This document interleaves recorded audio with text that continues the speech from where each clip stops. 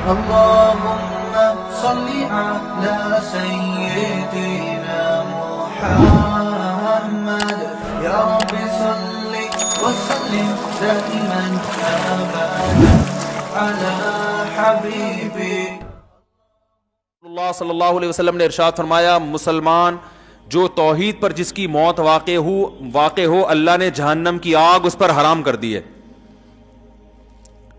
اب اس حدیث کو اگر آپ دیکھو گے تو اس سے تو صاف پتہ چلتا ہے کہ صرف توحید پر موت ہونا کافی ہے, اعمال کی ضرورت بولو بھائی نہیں ہے.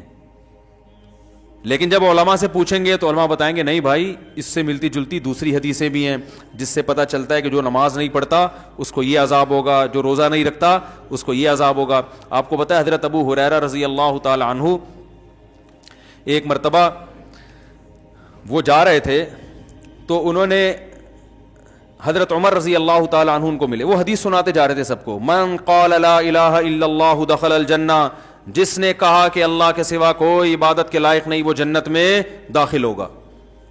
وہ حدیث سنا رہے ہیں سب.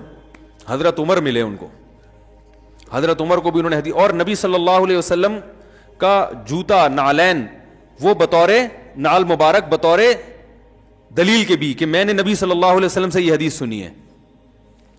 حضرت عمر ملے نا, حضرت عمر رضی اللہ تعالیٰ عنہ کو بھی انہوں نے حدیث سنائی تو حضرت عمر نے ایسے دھکا دیا, فرماتے ہیں فخررت علی استی, میں کولوں کے بر زمین پہ گرا. حضرت عمر ایسے غضبناک ہوئے اور ان کو یہ حدیث سنانے سے منع کر دی. کیوں منع کیا؟ کہ لوگ اس پر اعتماد کر لیں گے, لوگ کہیں گے بھائی ہم نے تو سب نے لا الہ الا اللہ پڑھا ہوا ہے, ہم تو سیدھا کہاں جائیں گے جنت میں. اس کا مفہوم نہیں سمجھیں گے کہ یہ تو کلمے کی ایک فضیلت بیان کی جا رہی ہے. میں صبح فجر کے بعد روزانہ ایک حدیث کی تعلیم کرتا ہوں. آج میں نے 2 حدیثیں چھوڑ دی ہیں. ریاض الصالحین کی میں تعلیم کرتا ہوں نا فجر کی نماز کے بعد اپنی مسجد میں, ریاض الصالحین سے. آج میں نے جان کر 2 حدیثیں چھوڑی ہیں. کیوں چھوڑی ہیں؟ میں نے کہا ان کا مفہوم بیان کرنے میں بہت ٹائم لگے گا اور اگر تشریح نہیں کی تو لوگ حدیث کا مطلب غلط سمجھیں گے. اب میں سنا دیتا ہوں وہ حدیث آپ کو, کیونکہ میں تھوڑا اس کو ڈیفائن بھی کر سکتا ہوں. رسول اللہ صلی اللہ علیہ وسلم نے فرمایا کہ اگر تم لوگ سب گناہ چھوڑ دو, کوئی بھی گناہ نہ کرے, اللہ اس قوم کو ختم کر دے گا. اگر دنیا میں سارے مسلمان سب ٹھیک ہو جائیں, سارے لوگ مسلمان ہو جائیں اور سب ٹھیک سب نیک بن جائیں تو اللہ سب کو کیا کر دے گا؟ مار دے گا. اور ایسے لوگ پیدا کرے گا جو گناہ کریں اور پھر اللہ سے توبہ کریں. اب میں نے یہ حدیث نہیں سنائی آج, میں نے کہا اس سے گناہوں پر کیا ہوں گے, لوگ جری ہو جائیں گے, کیونکہ اب ایسے ہی گناہ کر رہے ہیں. کہ اچھا اللہ کو گناہ اتنے پسند ہیں کہ نیک آدمی کو تو اللہ ویسے ہی مار دیں. بھائی اگر اللہ کو گناہ پسند ہوتے تو اللہ گناہگاروں کو جہنم میں ڈالتا ہے. بھائی یہ اصل میں توبہ کی فضیلت پر ہے, یہ گناہ چھڑوانے کے لیے ہے. کیونکہ گناہ تو کوئی نہ کوئی کسی نہ کسی درجے میں کر ہی رہا ہوتا ہے نا, تو ان کو تسلی دی جا رہی ہے کہ بھائی توبہ اتنی بڑی نیکی ہے کہ اللہ کو اس زمین پر توبہ والی نیکی بھی چاہیے. سمجھ آ رہی ہے بات؟ تو اگر کسی سے گناہ ہو گیا تو مایوس نہ ہو, توبہ کر کے توبہ والی نیکی کا آپشن اس کے پاس ہے. اور یہ نیکی اللہ کو اتنی محبوب ہے کہ دنیا میں اگر یہ نیکی ختم ہو گئی توبہ والی نیکی تو اللہ کو ایسے لوگ پسند ہے ہی نہیں. اللہ تو چاہتے ہیں کہ گڑگڑاؤ میرے سامنے تاکہ مجھے معاف کرنے میں مزہ بھی تو آئے نا. رحمت تو جب ہی ظاہر ہوگی جب تمہاری حرکتوں کی وجہ سے جہنم واجب ہو چکی تھی, مگر میں اپنی رحمت سے اس کو معاف کر دوں تو مزہ آتا ہے مجھے معاف کرنے میں. وہ معاف کرنے کا مزہ جب آئے گا جب غلطی بھی تو ہو تم سے. غلطی نہیں ہو رہی, سارے نیک نیٹ کلین بولیں گے اللہ ہم تو اتنے اچھے تھے ہمیں تو ایسی جنت میں بھیج. کیا خیال ہے بھائی؟ باپ رحم دل ہے, کیا مطلب؟ بیٹے سے غلطیاں ہوتی ہیں اگنور کرتا ہے, تب بیٹا تعریف کرے گا یار میرا ابا بہت اچھا ہے. اگر آپ صبح شام ابا ابا کرتے رہتے ہو, ہر وقت ابا کی خدمت میں, ابا کے پاؤں دبا رہے ہو, ابا کی شلوار استری کر رہے ہو, ابا کی قمیض استری کر رہے ہو, ابا کی پگڑی استری, اگر پگڑی پہنتے ہیں, آج کل کے ابا پگڑیاں کہاں پہنتے ہیں, تو پینٹ استری کی آپ نے ابا کی, سارا خیال ہر وقت ابا میرے ابا میرے ابا. تو ابا نے بھی آپ سے ذرا تمیز سے بات کر لی, میرا بیٹا بہت اچھا, تو آپ بولے کہ بھائی ہم بھی ابا کے ساتھ اتنے اچھے ہیں تو ابا بھی ہمارے ساتھ ظاہر اچھا ہی. آج کل کون ابا کے ساتھ اچھا ہوتا ہے؟ تو میں جب اتنا اچھا ہوں تو ابا کا اتنا حق تو بنتا ہے کہ ہمیں بھی ابا اپریشیٹ کریں. لیکن آپ نالائق, اور باپ ہر جگہ آپ کے آگے آ کے کھڑا ہوتا ہے, کہہ رہا ہے بھائی نالائق ہے لیکن ہے تو اپنا ہی نا. کیا خیال؟ پھر آپ میں اگر غیرت ہوگی تو آپ باپ سے محبت کرو گے. یار ابا نے میری بڑی بڑی غلطیوں کو معاف کیا, آج میں اگر اس اسٹیج پہ پہنچا ہوں تو میری غلطیوں پہ ابا نے پردہ بھی ڈالا ہے, مجھے لوگوں کے سامنے ذلیل بھی نہیں کیا. جب لوگوں کے ساتھ آتا ہوں تو تعریف کرتے ہیں میرا بڑا ہونہار بیٹا ہے, حالانکہ مجھے پتا ہے میں کیسا ہوں. ایک وقت آئے گا آپ کا دل ابا کے لیے پگھل جائے گا. تو اللہ پتہ ہے کیا چاہتے ہیں بندوں سے؟ اللہ کہتے ہیں یار نماز بھی پڑھو, روزہ بھی رکھو, سب کچھ ہے, لیکن پہلے محبت تو کرو. یہ خشک نمازیں نہیں چاہیے اللہ کو, یہ خشک روزے نہیں چاہیے. اللہ کو چاہیے اللہ کی محبت میں دھڑکنے والا دل. وہ دل جب ہی دھڑکتا ہے جب انسان سے اگر گناہ ہو جائے اور اسے پتا ہے میرے لیے جہنم کی آگ ہے, گناہ ہے, میرے پاس کوئی آپشن نہیں ہے, اللہ سے گڑ گڑاتا ہے اللہ معاف کر دے معاف کر دے. تو اللہ کو اتنا مزہ آتا ہے کہ بھائی سزا بنتی تھی مگر میں کیا کر رہا ہوں, معاف کر رہا ہوں اس کو. تو یہ شان جب ہی ظاہر ہوگی جب گناہ بھی تو ہو. کیسی پیاری حدیث ہے, رسول اللہ صلی اللہ علیہ وسلم نے فرمایا جب کسی بندے سے گناہ ہوتا ہے تو وہ اللہ کے وہ آتا ہے توبہ کرنے کے لیے. یہ کل پڑھوں گا ریاض الصالحین نا, اگلا کل والا نمبر اس حدیث کا ہے. تو وہ جب آتا ہے اللہ کے سامنے توبہ کرتا ہے کہ اللہ مجھ سے گناہ ہو گیا مجھے معاف کر دے, تو اللہ تعالیٰ فرشتوں سے کہتے ہیں دیکھو اے فرشتوں اس بندے سے گناہ ہوا, بہت سوں سے گناہ ہوتے ہیں, اس سے بھی ہوا, بہت سے میرے پاس معافی مانگنے نہیں آئے, یہ آیا ہے. کیوں؟ اس لیے کہ اس کو پتا ہے ان لہو ربن, اس کا ایک رب ہے جو اس گناہ پر اس کو سزا بھی دے سکتا ہے اور اس گناہ کو معاف بھی کر سکتا ہے. اس کو پتا ہے, یہ اس جذبے سے آ جائے, ورنہ یہ بھی نہ آتا تو کیا ہو جاتا, کوئی سزا تھوڑی ملتی ہے فوراً. بھائی گناہ پہ فوراً شرابی بھی گھوم رہے ہیں, کوئی فوراً سزا ملتی ہے؟ چور بھی گھوم رہے ہیں, ڈاکو بھی گھوم رہے ہیں, قاتل بھی گھوم رہے ہیں, ماں باپ کے نافرمان, بلکہ زیادہ ترقی کر رہے ہوتے ہیں. آدمی وہ فضائل ہی سنا رہا ہوتا ہے بیٹھ کے, ایسا ہی ہے نا.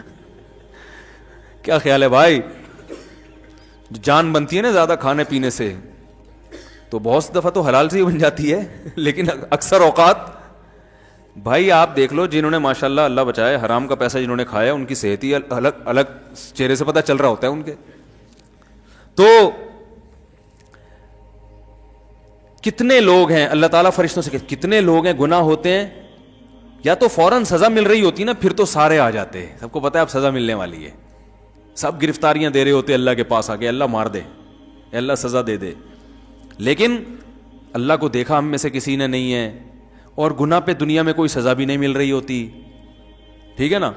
تو اللہ فرماتے ہیں اس کو پتا ہے کہ سزا میرا رب مجھے دے گا, وہ قدرت رکھتا ہے, اور اس سے بڑی بات یہ کہ معاف بھی وہی کر سکتا ہے.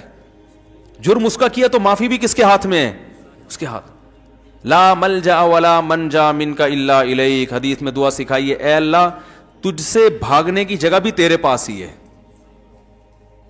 یعنی دیکھو کسی ڈاکو سے بچ کے بھاگو تو تھانے میں چلے جاؤ, علاقے کے ناظم کے پاس چلے جاؤ, لیکن اگر ڈاکو بہت طاقتور ہے تو آپ کو پتا ہے میں کہیں بھی بچ کے نہیں بھاگ سکتا, اب تو میرے لیے موت ہے. تو اللہ تعالیٰ تو اپنے بندوں پر مہربان ہے, لیکن اللہ تعالیٰ سزا بھی دیتا ہے. اس نے بتایا کہ میں نے قوم عاد قوم سمود کو تباہ کر دیا, فرعون کو دریا میں غرق کر دیا اور جہنم کی آگ بنائی اس نے. لیکن اللہ تعالیٰ جب دشمنی پہ آئے تو وہ ایسا ہے کہ اس سے آپ بھاگ نہیں سکتے, تو اب اسی کے پاس آ کے آپ کو اسی کے پاؤں میں گرنا پڑے گا. ایک واقعہ ہم نے بعض بزرگوں سے سنا ہے, اس کی سند کی مجھے تحقیق نہیں ہے. لوگ کہتے ہیں سند کی تحقیق نہیں ہے تو سنا کیوں رہے ہو, یہی بتانے کے لیے سنا رہے ہیں کہ جب سند کی تحقیق نہیں ہے تو یہ واقعہ اتنی اہمیت کا حامل نہیں ہے کہ اس کی تحقیق کی جائے. ہم اپنا ٹائم ان فضول چیزوں میں ضائع نہیں کرتے. یا کوئی فقہی مسئلہ ہو نا پھر تو ٹھیک ہے, یہ کہہ سکتے ہیں کہ جب سند کی تحقیق نہیں ہے تو یہ تو جھوٹا قصہ ہو گیا. جھوٹا اس لیے نہیں کہ بتا رہا ہوں کہ تحقیق نہیں ہے تو جھوٹا بھی ہو سکتا ہے, سمجھ میں آ رہی ہے بات. تو سب سوال پیدا ہوتا ہے جب یہ مستند نہیں ہے تو سنا کیوں رہے ہو, عبرت کے لیے, کیونکہ بعض فرضی واقعات بھی ہوتے ہیں لیکن ان کا مضمون درست ہوتا ہے, اس سے جو میسج جا رہا ہوتا ہے وہ میسج کیا ہوتا ہے, صحیح جا رہا ہوتا ہے, اس لیے سنایا جا رہا ہے.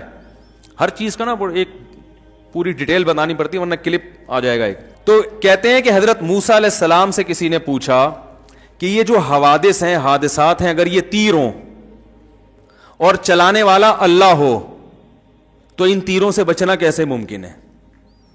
بھائی یہ تیر اللہ کے ہاتھ میں ہو کمان اللہ کے ہاتھ میں ہو اور یعنی وہ حوادث کی یہ تیر ہوں جو حوادث کی شکل میں ہم پر آ رہے ہوں, تو اس حادثات سے بچنا ممکن ہے؟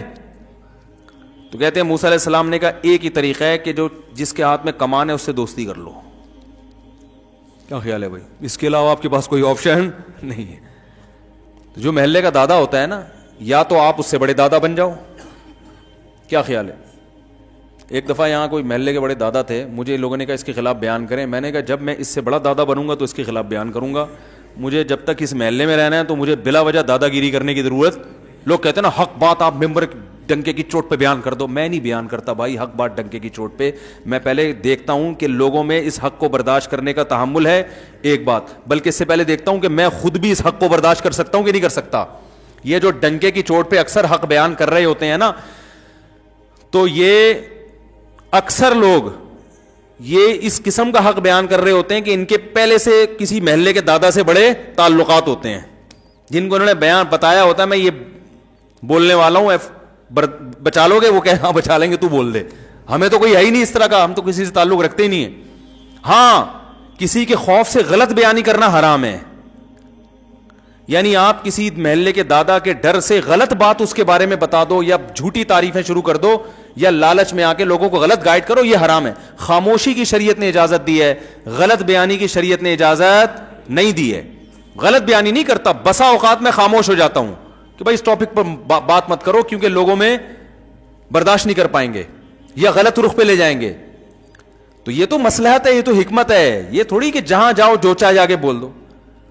اب مجھے بتاؤ, ایک آدمی میں کو زنا کا خوف ہے, شہوت اس میں اتنی بھر گئی, اب وہ کہیں رشتہ لے کے جاتا ہے, لڑکی کے ابا سے کہتا ہے کہ میں نکاح کرنا چاہتا ہوں. وہ نہیں, کیوں کر رہے ہو؟ بھائی میں شہوت سے میرا دماغ خراب ہو گیا ہے اور مجھے زنا کے بڑے خطرات ہیں اور میں بڑا پریشان ہوں, تو میں اس لیے چاہ رہا ہوں کہ میں آپ کی بچی سے شادی کروں, اور وہ ہے بڑی خوبصورت, تو میرا خیال ہے کہ وہاں میں شادی کروں گا تو میرا دماغ جو ہے نا ادھر ادھر جانے سے بچ جائے گا. وہ دے گا رشتہ؟ دفع ہو یہاں سے. بات تو حق ہے اور شریعت میں جائز بھی ہے, لیکن یہ حق بیانی آپ بھی نہیں افورڈ کر سکتے, کوئی بھی نہیں افورڈ کر سکتا. بھائی یہ بات آپ کے دل میں ہے, اس کو رکھو, کچھ اور بات کرو اس کے سامنے. وہی نکاح سنت ہے, نبی صلی اللہ علیہ وسلم کی ترغیب ہے, اس لیے کرنا چاہ رہا ہوں. اس طرح کی باتیں آپ کرو گے تو یہ منافقت نہیں کہلائے گی, یہ مصلحت کہلائے گی.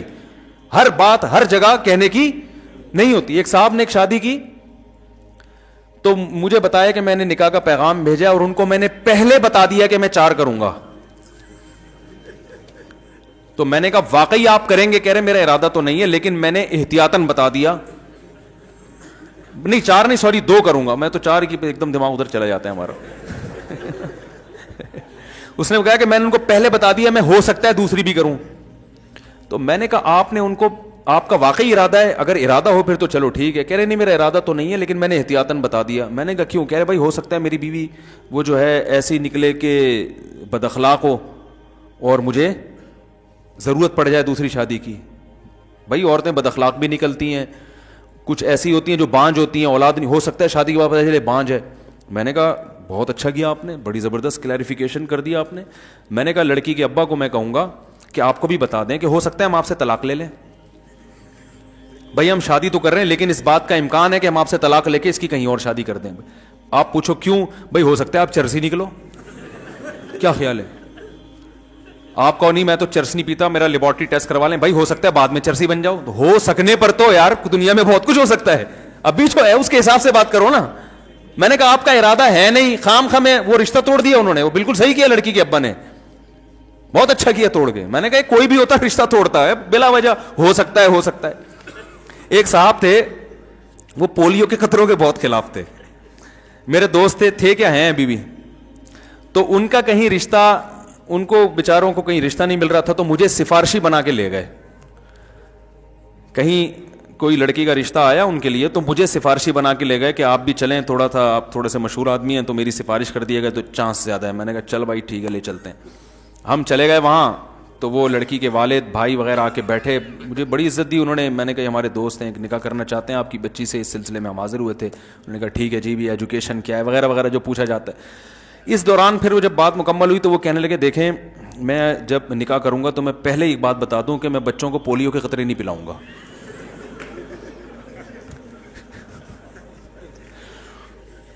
ابے میں سر پکڑ کے بیٹھ گیا یوں کر کے. اب میں اس کو یوں اشارہ بھی نہیں کر رہا کہ میں یوں کروں گا تو وہ بولیں گے یہ آپس میں ان کا پہلے سے کوئی پری پلان ہے کہ میں یوں بولوں گا تو یوں بولنا. اب میں دیکھ نہیں رہا اس کی طرف. وہ کہہ رہے کیونکہ میں یہ پولیو نہیں, میں اللہ پہ توکل کرتا ہوں, یہ یہودیوں کی سازش ہے اور یہ فلانا ہے اور یہ ویکسینیشن اور یہ. ابے تو شادی تو ہونے دے, بچے تو ہونے دے اللہ کے بعد. انہوں نے ہاں ابھی کی نہیں ہے تو میں نے پھر وہ انکار ہو گیا اور ہونا تھا انکار. میں نے پھر اس کو بول لتاڑا, یار تم نے کیا کہہ رہے بھائی, ہم تو پہلے سے تاکہ بعد میں جھگڑا نہ ہو. یہ وہ لوگ ہیں جو ڈنکے کی چوٹ پہ حق بیان کرتے ہیں. ڈنکے کی چوٹ, اب بھائی تم نے نہیں پلانے تھے اللہ کے بندے. تو وہ پولیو سے اتنا وہ نہیں ہوئے پریشان, وہ اس سوچ سے ہو گیا کہ یار یہ فنڈامنٹلسٹ کی انتہا ہے. یہ تو بہت بڑا فنڈامنٹلسٹ ہے, تو اتنا بنیاد پر ایسا ہو سکتا ہے وہ لڑکی کے ابا بھی پولیو کے قائل نہ ہو, لیکن اتنا پولیو لیس